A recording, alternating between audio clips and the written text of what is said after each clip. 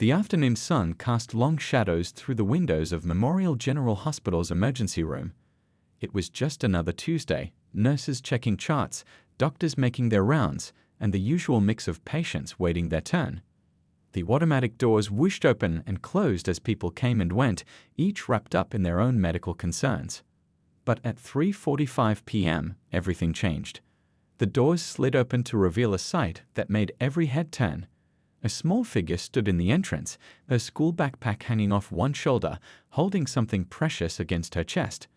She was a young black girl, no more than 12 years old, wearing a wrinkled school uniform and scuffed sneakers. In her arms, wrapped in what appeared to be a child's jacket, was a tiny white newborn baby. The girl's eyes were wide with determination, though exhaustion lined her young face. Her braids were coming loose and beads of sweat dotted her forehead. Despite her obvious fatigue, she held the baby with remarkable care, protecting its head just as she must have seen adults do. "This baby needs help," she announced, her voice surprisingly steady for someone so young.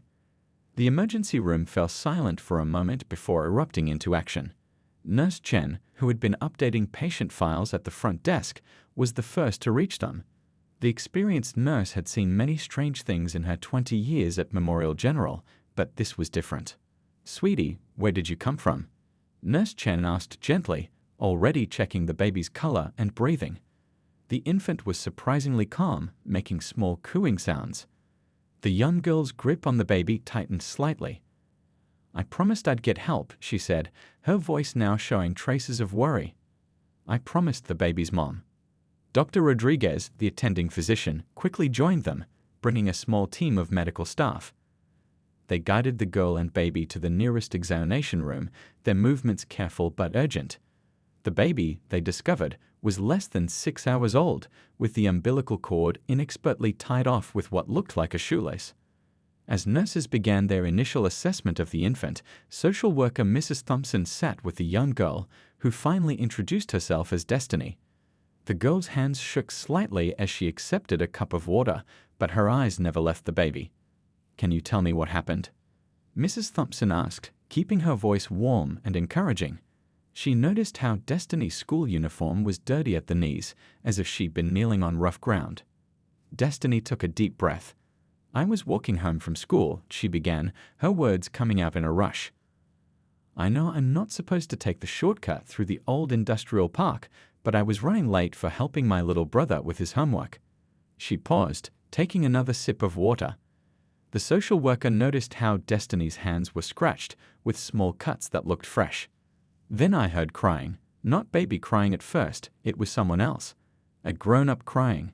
Destiny's eyes grew distant as she recalled the moment. "It was coming from the old warehouse, the one with the broken windows. Most kids say it's haunted, but I knew that crying was real." The medical team worked quietly in the background, checking the baby's vitals, cleaning the tiny infant, and preparing for a more thorough examination.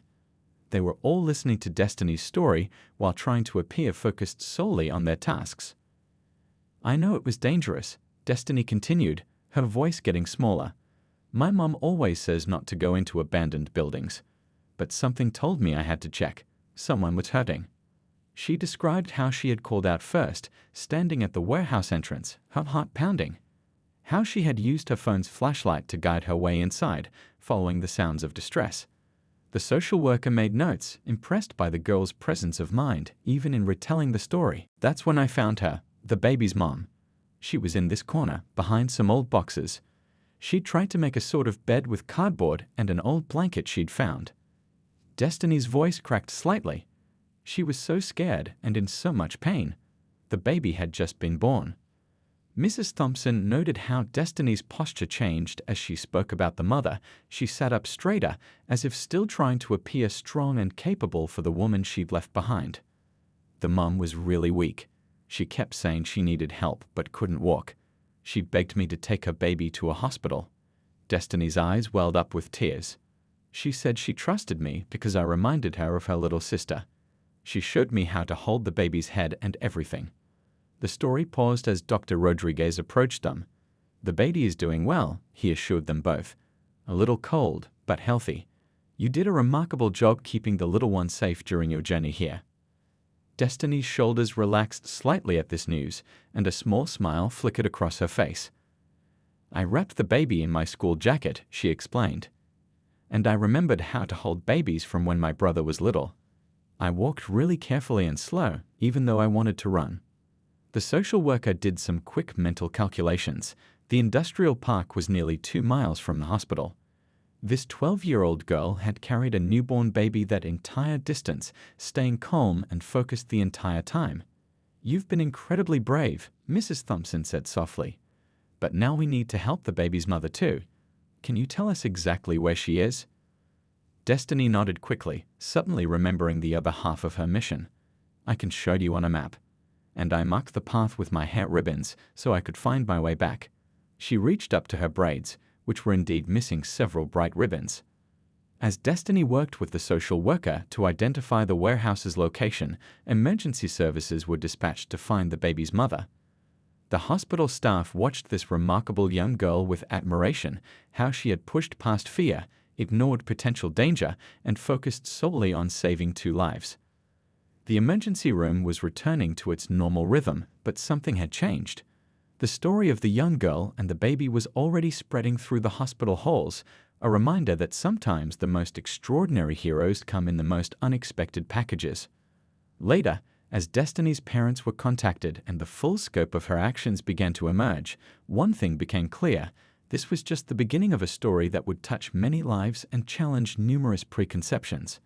But for now, in that emergency room, a 12-year-old girl finally allowed herself to rest, knowing she had kept her promise to a desperate mother and her newborn child. As Destiny sat in the hospital's family waiting room, the initial chaos began to settle into a steady stream of activity. Her parents had arrived, their faces a mix of worry and pride. Her mother, a nursing assistant herself, kept her arm wrapped protectively around Destiny's shoulders while her father paced the floor, occasionally stopping to look at his daughter with a mixture of concern and amazement. The questions came from all directions. Police officers, doctors, and social workers took turns speaking with Destiny, each trying to piece together the full story. Detective Rivera, a kind-faced woman with gentle eyes, sat across from Destiny with a notepad. "Can you tell me more about the mother?" the detective asked, her voice warm and encouraging. "Any small detail might help us find her faster."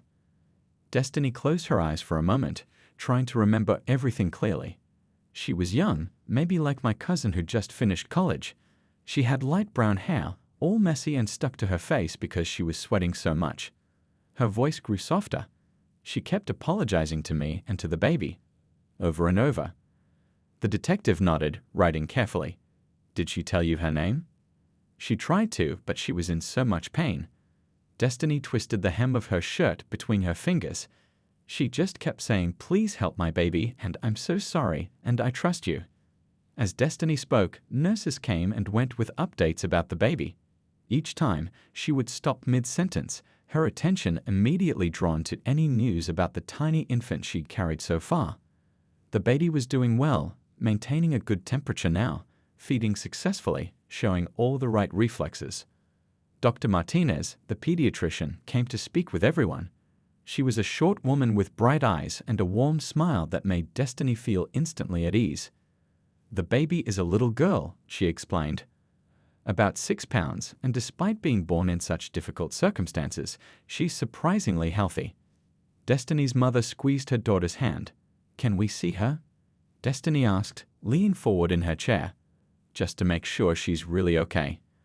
The pediatrician exchanged glances with the detective and social worker, who both nodded.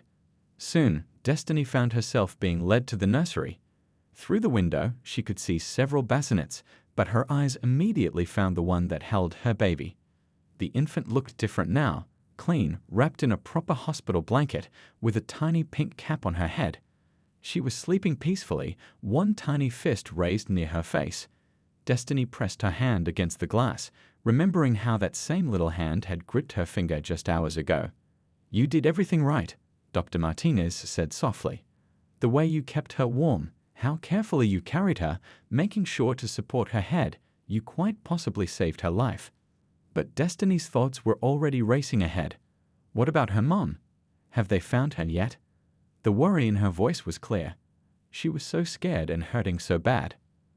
As if in answer to her question, a commotion started down the hall. Emergency personnel were rushing in with a stretcher. Destiny caught a glimpse of light brown hair and immediately tried to move toward them, but her father gently held her back. "Let the doctors do their work, sweetheart," he said softly. "You've done your part."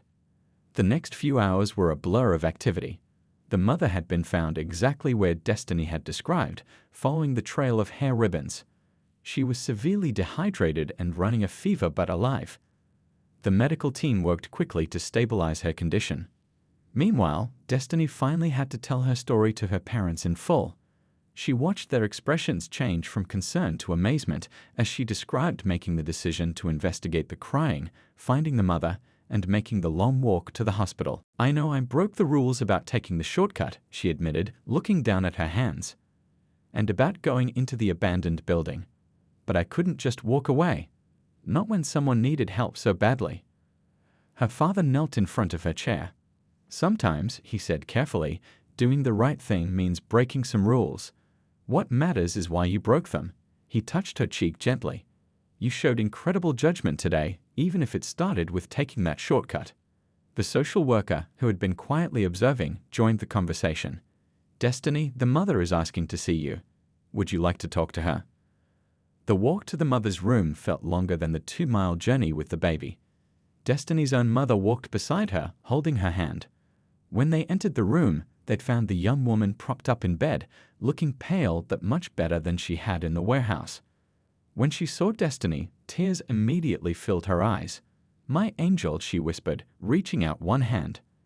"I was so afraid I'd imagined you. That I'd hallucinated someone coming to help me." Destiny moved closer to the bed, suddenly shy. "The baby's doing really good," she said. "I saw her in the nursery. She's really pretty." The mother caught Destiny's hand in hers. "Because of you, my daughter and I are both alive. Because you were brave enough to stop and help a stranger." Her voice broke. "I don't even know how to begin thanking you."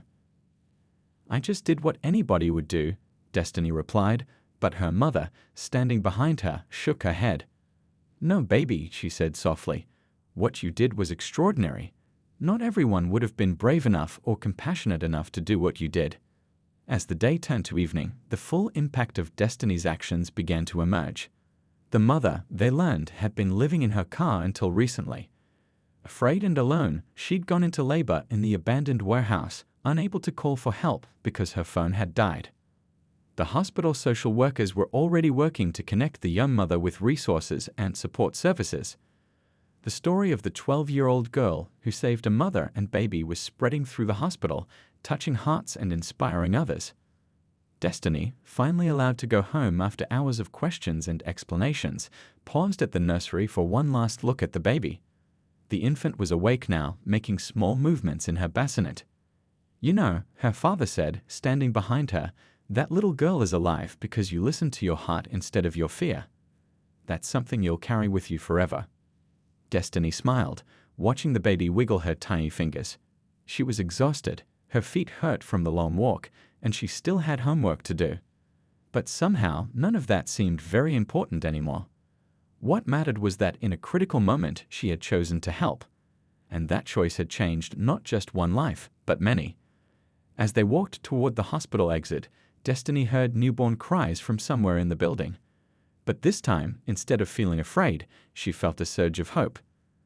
Those cries meant new life, new beginnings, and the reminder that sometimes the bravest thing we can do is simply stop and help someone in need. Over the next few days, the full story of the baby's mother began to unfold, revealing a tale of hardship and desperation that touched everyone who heard it.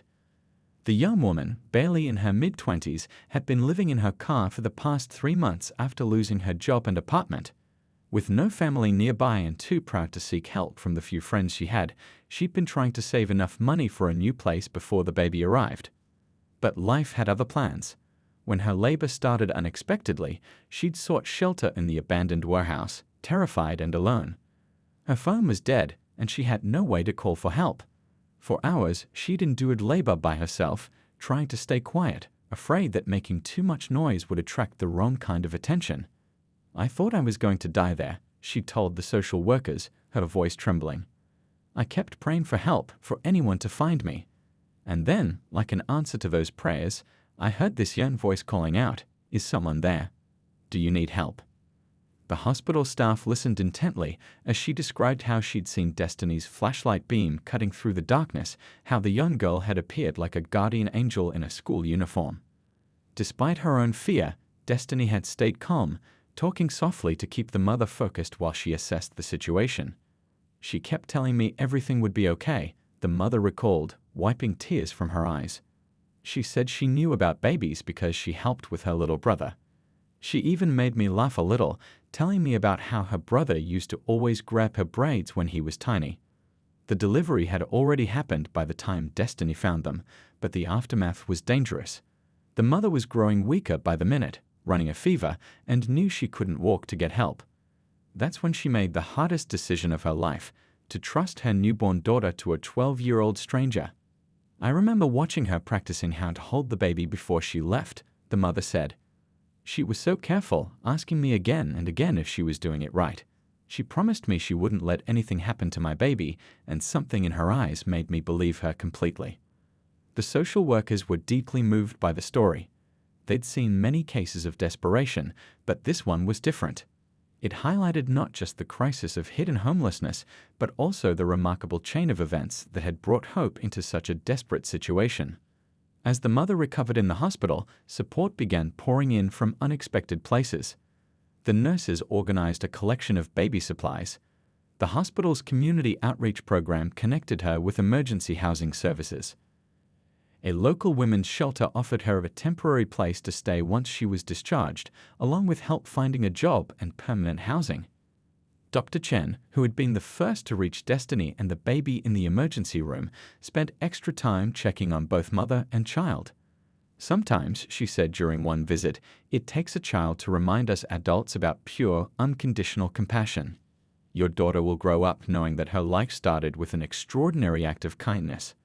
The mother would often sit in the nursery, watching her daughter sleep while processing everything that had happened. One afternoon, she had a special visitor.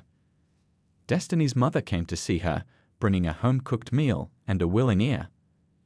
"I keep thinking about what could have happened," the young mother confessed during their conversation. "If your daughter hadn't been brave enough to investigate that crying, if she'd been too scared to help, if she'd just walked away like most people would." Destiny's mother took her hand. "But she didn't walk away. And now you have a chance to build a new life for yourself and your baby." The impact of the event spread beyond the immediate situation. The local news picked up the story, being careful to protect the privacy of both families, but highlighting the issues of hidden homelessness and the importance of community support. Local organizations began discussing ways to better identify and help people before they reached such desperate circumstances. The hospital staff, moved by what they'd witnessed, started planning a program to provide better outreach to pregnant women in crisis. They wanted to ensure that no one else would feel so alone and desperate that giving birth in an abandoned building seemed like their only option. Throughout all of this, the young mother focused on healing and bonding with her daughter. The baby was thriving, gaining weight, and showing strong signs of health despite her dramatic entry into the world. Each time the pediatrician checked on them, the mother would ask detailed questions, determined to learn everything she could about caring for her child. "I want to be the kind of mother she deserves," she told the social worker during one of their sessions. "I want her to grow up knowing that even in the darkest moments, there are good people in the world willing to help. I want her to be brave and compassionate, just like the young girl who saved us." The mother spent hours thinking about her daughter's future, making plans and setting goals. She worked diligently with the social workers, taking advantage of every resource offered. Her determination impressed everyone who worked with her. "When I held my baby for the first time in that warehouse, I was terrified that would be both the first and last time," she shared. "Now I get to watch her grow up. I get to be her mother. All because a 12-year-old girl was willing to listen to her heart instead of her fear." As her discharge date approached, the mother made a decision. She asked to meet with Destiny and her family one more time before leaving the hospital. She wanted her daughter to meet the young girl who had given them both a second chance at life. The meeting was set for a quiet afternoon in the hospital's family room. The mother had a special gift for Destiny, a journal with a handwritten letter inside, telling the story of that day and what Destiny's courage had meant to both of them. "Someday," she told Destiny, cradling her now healthy daughter, "I'll read this story to her. I'll tell her about her guardian angel in a school uniform who carried her to safety and gave us both a future. And I hope she grows up to be just as brave and compassionate as you." The story of the 12-year-old girl and the baby she saved became more than just a tale of rescue. It became a reminder of the extraordinary impact one person's courage can have, and how sometimes the most powerful acts of heroism come from the most unexpected sources. Back in her regular life, Destiny found herself struggling to process everything that had happened. Sitting in her math class, she would catch herself thinking about the baby, wondering how she and her mother were doing. Her teacher noticed her distraction but understood. The whole school had heard about what their student had done. The journey that day kept replaying in her mind, each detail vivid and clear. She remembered the moment she first heard the crying, how her heart had started racing as she stood at the entrance of the warehouse. The building had looked so much bigger and scarier than it ever had before, looming over her like something from a horror movie. "I almost turned back 3 times, she told her best friend during lunch break. But then I'd hear the crying again, and I just couldn't walk away. What if someone really needed help?" She described how she used her phone's flashlight to guide her way through the dark building, calling out softly to let whoever was there know she wasn't trying to sneak up on them. The warehouse had been full of shadows and strange echoes, with pieces of old machinery creating weird shapes in the darkness. "The scariest part wasn't even the dark," Destiny explained, picking at her lunch. "It was when I found her, and I realized I was the only person who could help. I kept thinking, I'm just a kid. What if I do something wrong?" Her friend listened intently, trying to imagine being in that situation. "But how did you know what to do?" Destiny thought about it for a moment. "I didn't, not really. I just tried to remember everything I'd learned from helping with my little brother. And I kept thinking about what my mom always says, that sometimes you have to be brave, not just for yourself, but for someone else who needs you." The walk to the hospital had been its own kind of challenge. Destiny remembered how carefully she placed each step, terrified of tripping or stumbling with the precious bundle in her arms. She talked to the baby the whole way, partly to keep herself calm, and partly because she remembered how her mother always said babies need to hear human voices. "I told her about my favorite cartoons," she said, smiling at the memory. "About my little brother's first steps, about the time our cat had kittens. I just kept talking so she'd know she wasn't alone." At home, things were different too. Her parents looked at her with new eyes, proud, but also a little worried. They'd always taught her to be kind and helpful, but the idea that their daughter had faced such a serious situation alone scared them. "We had a long family talk about safety," Destiny explained to her school counselor. "Dad installed a safety app on my phone, and Mom taught me more about what to do in emergencies. But they also said they were proud that I trusted my instincts to help someone." The counselor, who had been helping Destiny process the experience, nodded understandingly. "It's natural for them to feel both proud and protective. You showed incredible maturity, but you're still their child." In her neighborhood, Destiny noticed people treating her differently. The crossing guard gave her an extra big smile each morning. The librarian always asked how she was doing in a special way. Even the grumpy old man who lived next door and usually complained about children making noise would wave to her from his porch. But what affected Destiny most was how the experience had changed her own perspective. She found herself noticing things she hadn't before, like the homeless person who slept in the park, or the single mother at church who was struggling to carry her groceries while managing 2 small children. During a class discussion about heroes, Destiny's teacher asked the students to write about someone they admired. While most of her classmates wrote about famous athletes or movie stars, Destiny wrote about the baby's mother. "Everyone keeps calling me brave," she wrote, "but I think the mother was braver. She had to trust a complete stranger, a kid she never met, with the most precious thing in her life. That's real courage." The experience had also sparked something new in Destiny. She started spending time in the school library, reading books about medical care and emergency response. She joined the school's first aid club and asked her mother, who worked as a nursing assistant, to teach her more about helping people in crisis. I realized that knowing what to do in an emergency isn't just for grown-ups, she explained to her younger brother one evening. Kids can help too, as long as we learn the right way to do things. Her brother, who had been fascinated by the whole story, asked her if she was scared of going past the warehouse now. Destiny thought about it carefully before answering. Not really, she said finally. That place isn't scary anymore. Now when I see it, I just think about how sometimes the scariest looking places can be where the most amazing things happen. The warehouse itself had become something of a local talking point. The city council was discussing plans to demolish it and build a community center in its place. Someone had suggested naming it after Destiny, but she quickly declined when asked about it. If they're going to name it after anyone, she told her parents, they should name it after the baby. She's the one who brought everyone together. As weeks passed, Destiny gradually returned to her normal routine of school, homework, and helping with her brother. But she was different now, more observant, more confident in her ability to handle difficult situations. She kept the journal the mother had given her on her bedside table, reading it sometimes before sleep. One entry particularly stuck with her. Sometimes the biggest acts of courage don't look big at all. Sometimes they look like a young girl stopping to investigate a cry for help, or promising a stranger that everything will be okay, or walking 2 miles carrying precious cargo. Sometimes courage is just doing what needs to be done, even when you're scared.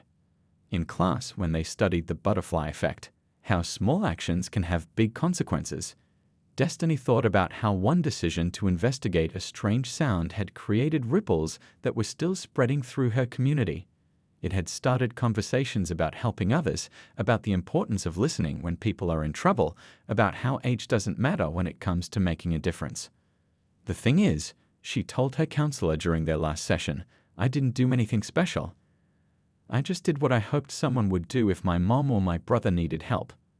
Isn't that what we're all supposed to do for each other? The counselor smiled, recognizing the wisdom in the young girl's words. Sometimes the most profound truths come from the simplest observations, and sometimes the biggest heroes are the ones who don't think they're being heroic at all. As spring turned to summer, the impact of Destiny's actions continued to ripple through the community in unexpected ways. The story had caught the attention of local news outlets, and while her parents carefully protected her privacy, they couldn't shield her completely from the growing interest in her story. One warm afternoon, Destiny sat on her front porch, working on her summer reading assignment when a letter arrived. It was from a girl her age in another state who had read about what happened. The letter was written in purple ink with little hearts dotting the eyes. I want to be brave like you, the girl had written. Yesterday, I saw some kids being mean to a new student at my school. I remembered your story and stood up for her. It was scary, but I did it anyway. That letter was just the beginning. More started arriving, from kids, from parents, from teachers. Each one shared a story of how hearing about Destiny's actions had inspired them to help someone else. Her mother bought her a special box to keep them all in. People keep saying I changed their lives, Destiny told her grandmother during their weekly video chat. But I don't feel like I did anything special. I just helped someone who needed it. Her grandmother's eyes crinkled with wisdom. Sometimes the most special things we do are the ones that feel the most natural. You showed people that you don't need special powers or lots of money to make a difference. You just need to care enough to act. The local community center started a program called Young Heroes, teaching kids basic first aid and emergency response. They asked Destiny to speak at the first meeting. Though public speaking made her nervous, she agreed because she believed in the program's importance. Standing in front of the group of eager faces, Destiny took a deep breath and shared her story. She talked about being scared, but doing what needed to be done anyway. About how sometimes being brave means asking for help, and sometimes it means being the help someone else needs. I made a lot of decisions that day, she told them. Some were good, like helping the mother and baby. Some were risky, like going into the warehouse alone. The important thing is to think about safety, both yours and others, and know when to ask adults for help. The kids listened intently, asking questions about how she knew what to do with the baby, how she stayed calm, what she was thinking during the long walk to the hospital. Destiny answered honestly, admitting her fears and uncertainties. The hardest part, she explained, wasn't carrying the baby or walking so far. It was making that first decision to check out the crying instead of walking away. Once I made that choice, everything else just had to happen. After the program, one small boy raised his hand. "But weren't you too scared to help?" he asked, his voice quiet. Destiny smiled gently. "Being brave doesn't mean you're not scared. It means you do what's right even though you are scared. And sometimes being scared is what helps you be extra careful when someone needs you." The success of the Young Heroes program led to more community initiatives. The hospital started an outreach program for expecting mothers in difficult situations. Social workers set up a hotline for people who needed help but were afraid to ask for it.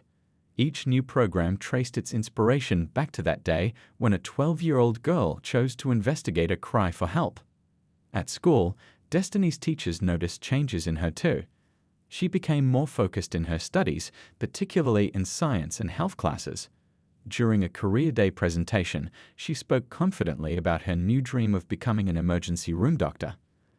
"That day taught me that medical emergencies don't always happen in convenient places," she explained to her class.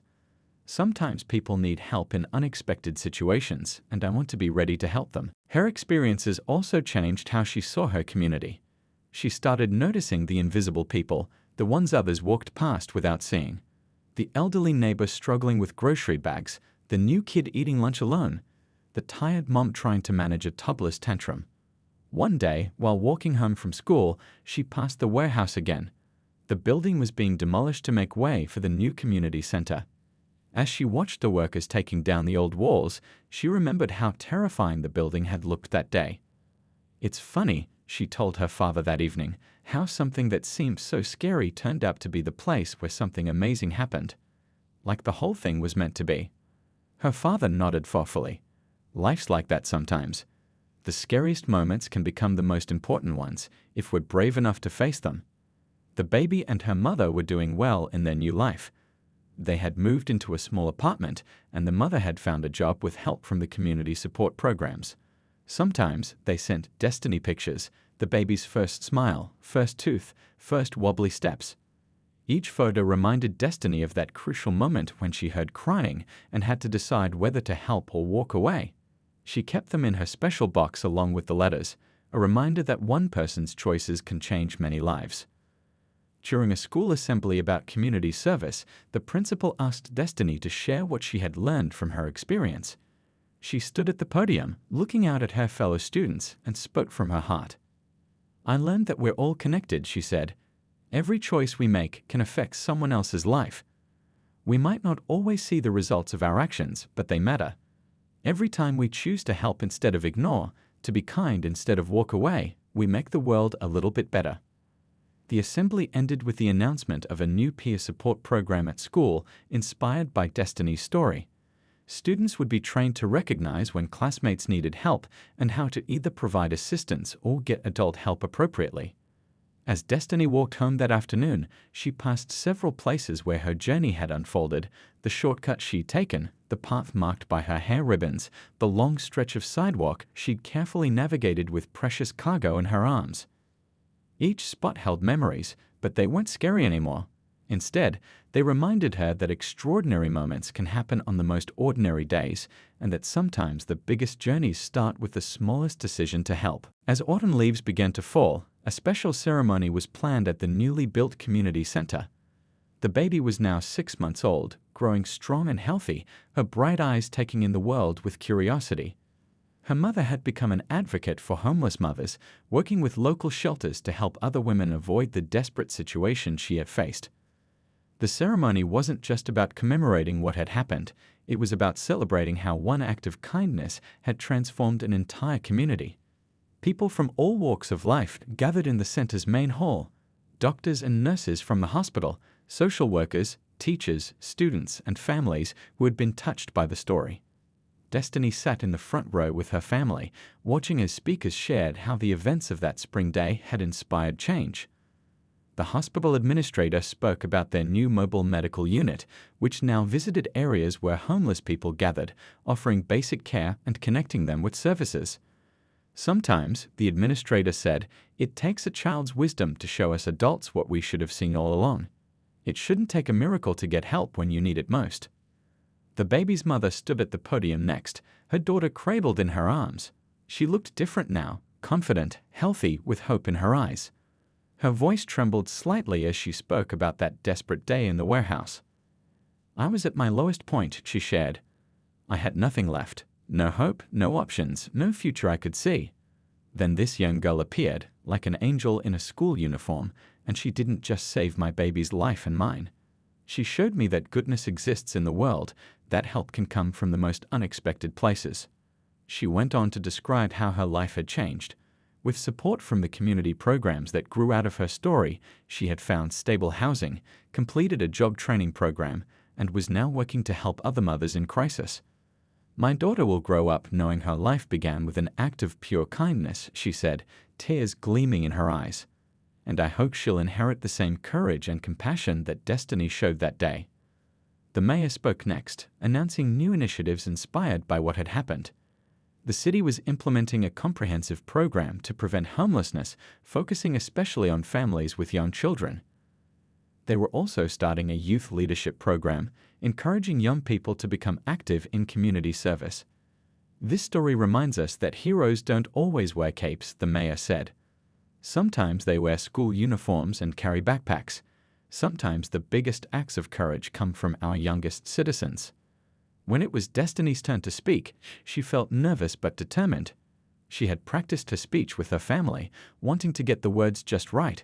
Looking out at the crowd, she saw familiar faces, her teachers, classmates, the nurses who had helped that day, even the crossing guard who still gave her extra big smiles. "People keep calling me a hero," she began, her voice clear and steady. "But I don't feel like one. I just did what I hope anyone would do if they heard someone crying for help. The real heroes are the people who took that one moment and turned it into something bigger." She talked about how the community had changed, how people seemed more aware of each other now, more ready to help. She mentioned the Young Heroes program, which had already trained hundreds of kids in basic emergency response and community service. "The warehouse is gone now," she continued, "but something better is taking its place. This community center will be a place where people can come for help before they reach a crisis, where kids can learn how to make a difference, where nobody has to feel alone or afraid." As she spoke, the baby made a happy gurgling sound, causing ripples of gentle laughter through the crowd. Destiny smiled, remembering the tiny bundle she had carried so carefully that spring day. "That little laugh reminds me of something important," she said. "Every person we help is somebody's baby, somebody's loved one. We're all connected, all part of each other's stories, and we all have the power to make those stories better." After the ceremony, people mingled in the center's new rooms. The walls were decorated with artwork created by local children, showing scenes of people helping each other. One drawing showed a young girl carrying a baby, with sunbeams surrounding them like a halo. The baby's mother approached Destiny, holding her daughter. "Would you like to hold her?" she asked softly. She should know the arms that carried her to safety. Destiny carefully took the baby, who immediately grabbed one of her braids, just like she had told her mother babies often do. The infant's eyes met hers, bright and curious, and Destiny felt the same protective instinct she had felt that day in the warehouse. "Hi there, little one," she whispered. "Look how strong you've grown." Later that evening, as Destiny helped clean up after the ceremony, she found a small envelope tucked into her jacket pocket. Inside was a photo of her holding the baby, taken just hours earlier. On the back, the mother had written, "Two beautiful souls, forever connected by courage and compassion. Thank you for giving us our future." Destiny added the photo to her special box at home, alongside the letters and other mementos. But this one felt different. It wasn't about the past anymore, but about the future. About how lives could change when people chose to help each other, about how communities could grow stronger through acts of kindness. As she got ready for bed that night, Destiny heard sirens in the distance. But instead of feeling scared, she felt hopeful, knowing that help was on the way to someone who needed it. That's what community meant. Nobody had to face their darkest moments alone. She looked out her window at the stars, thinking about how many other stories were unfolding in the city tonight. How many other chances there were to help, to show kindness, to make a difference. The warehouse was gone, but its lesson remained. Sometimes the scariest moments led to the most beautiful changes. 1 year had passed since that life-changing spring day. The community center was thriving, filled with the sounds of children playing, adults learning, and people helping each other. The spot where the old warehouse once stood was now a beautiful garden, with benches where people could rest and flowers that bloomed in every color. On a bright morning, Destiny sat in her favorite spot in the garden, working on a special project. She had been asked to help write a children's book about her experience, teaching young readers about courage, compassion, and community. The illustrator had captured the story perfectly, not making it scary, but showing how ordinary people could do extraordinary things. What should we call it? The publisher had asked during their last meeting. Destiny thought carefully before answering. How about The Longest Walk? Because sometimes the hardest journeys lead us to the best places. The baby was walking now, taking wobbly steps while holding her mother's hands. They visited the community center often, where the mother taught classes for other women facing difficult times. The baby had become everyone's favorite visitor, bringing smiles wherever she toddled. She's going to grow up surrounded by love, her mother often said. Not just from me, but from this whole community that came together because of her. The Young Heroes program had spread to other schools in the city, then to other cities in the state. Destiny sometimes spoke to new groups, sharing her story not to brag, but to show other kids that they had the power to make a difference. The most important thing I learned, she would tell them, is that being brave doesn't mean not being scared. It means doing what's right even when you are scared. And sometimes, the scariest choice turns out to be the most important one you'll ever make. The hospital's outreach program had helped hundreds of people, finding them before their situations became desperate. The mobile medical unit, painted with cheerful colors and friendly faces, was a familiar sight in neighborhoods where help was needed most. One day, while Destiny was volunteering at the community center's after-school program, a small girl tugged at her sleeve. "Is it true?" the girl asked. "Did you really carry a baby all by yourself?" Destiny sat down beside her. "I wasn't really by myself," she explained. "I had help, even if I didn't know it at the time. I had everything my parents taught me about being kind and helping others. I had everything I learned from taking care of my little brother. And I had the whole community ready to help once I got to the hospital." The girl thought about this, "But weren't you scared of getting in trouble? For going in the warehouse and stuff?" "Yes," Destiny admitted. "But sometimes doing the right thing is more important than staying out of trouble. The trick is knowing which rules you can bend when someone really needs help and which ones are there to keep everyone safe." As she spoke, she noticed the baby's mother watching from the doorway, smiling. They had become friends over the past year, bound together by their shared experience. The mother now served on the community center's board, helping shape programs to support families in need. "You know what the best part is?" Destiny continued, speaking to the little girl but loud enough for everyone to hear. "Every single day, I see people helping each other in new ways. That's what happens when we remember we're all connected." The story had rippled out far beyond their city. News outlets from around the country had covered it, not just as a heartwarming tale, but as an example of how communities could come together to solve problems. Other cities had started similar programs, creating networks of support for people in need. Destiny's parents had watched their daughter grow in unexpected ways over the past year.